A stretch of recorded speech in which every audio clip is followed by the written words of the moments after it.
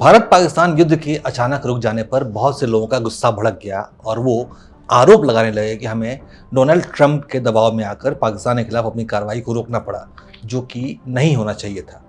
बात सच भी थी, अमेरिका का दबाव बर्दाश्त तो करना ही पड़ेगा। अब बाकी मामले तो मैं नहीं जानता, लेकिन डिफेंस सेक्टर का मामला एक ऐसा है जिसमें हम अमेरिका पर बहुत ही ज़्यादा निर्भर होकर रह गए हैं। वो है तेजस विमान में अमेरिका के जनरल इलेक्ट्रिक इंजनों की सप्लाई का मामला, जो लंबे समय से हिंदुस्तानियों के गले की फांस बना हुआ है।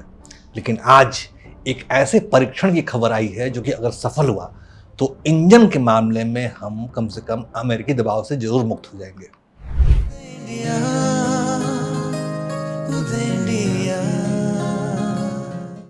नमस्कार, उदय इंडिया डिजिटल में स्वागत है आपका। मैं हूं अंशुमान आनंद। आगे बढ़ने से पहले मैं आपको रक्षा मंत्री राजनाथ सिंह का एक बयान सुनवाता हूं, जो 12 फरवरी 2023 को उदय इंडिया के कैमरे में रिकॉर्ड हुआ था। सर, अंशुमान आनंद बोल रहा हूं उदय इंडिया से। मेरा सवाल तेजस देश का गौरव है, इंजन स्वदेशी नहीं है। बस चिंता मत करिए,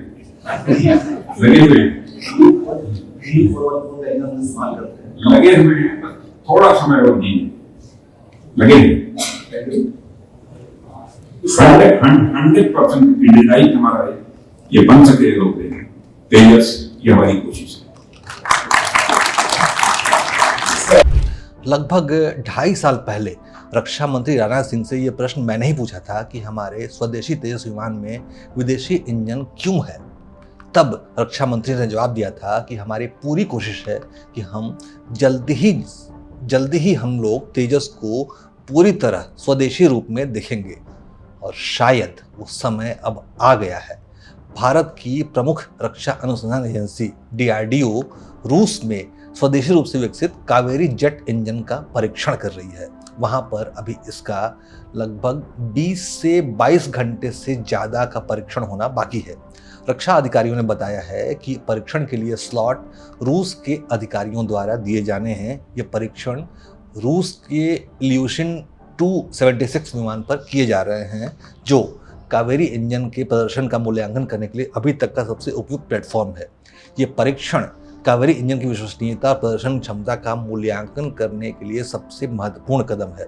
हालांकि अभी कावेरी इंजन का जो परीक्षण हो रहा है वह स्वदेशी UCAV परियोजना के लिए किए जाने की बात कही गई है, लेकिन साथ ही ये भी बयान दिया गया है कि भविष्य में कावेरी को LCA यानी तेजस विमानों में से किसी एक मॉडल पर लगाने की और इसकी प्रदर्शन क्षमताओं का प्रदर्शन करने की भी योजना पाइपलाइन में है।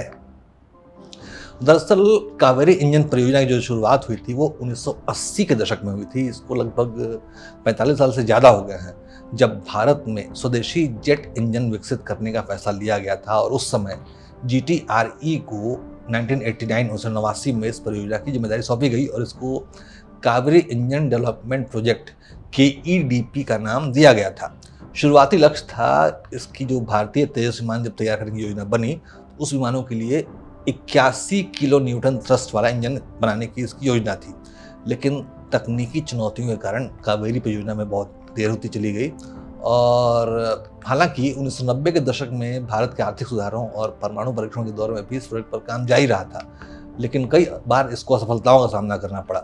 साल 2016 में इसको DRDO ने इस परियोजना को फिर से चालू किया। जब मोदी सरकार आई, इसके पहले इसको बंद कर दिया गया था। फिर 2016 में इसको दोबारा चालू किया गया, जो टेस्ट के कई परीक्षणों को पार करके, कई जो स्टेप्स हैं उनको पार करके फिलहाल रूस में ट्रायल के लिए पहुंचा है। लेकिन आपको एक और मजेदार बात बता दूं कि कावेरी इंजन की सफलता के साथ भारतीय जनता की भावनाएं भी जुड़ गई हैं। स्वदेशी रक्षा प्रौद्योगिकी के समर्थन में सोशल मीडिया पर फंड कावेरी अभियान बहुत ही तेजी से जोर पकड़ रहा है। इस अभियान के माध्यम से नागरिक और रक्षा विशेषज्ञ सरकार से कावेरी इंजन परियोजना के लिए ज़्यादा से ज़्यादा वित्तीय समर्थन यानी फंडिंग की मांग कर रहे हैं, और ये अभियान PM मोदी से इस स्वदेशी परियोजना को प्राथमिकता देने की अपील कर रहा है। अब बात कुछ यूं है कि जो पाकिस्तान से भी हाल में हमारा युद्ध हुआ, भारत का जो युद्ध हुआ, उसमें हमारे लड़ाकू विमानों ने ज़बरदस्त मारक क्षमता का प्रदर्शन किया, लेकिन ये युद्ध सिर्फ 87 घंटे का था।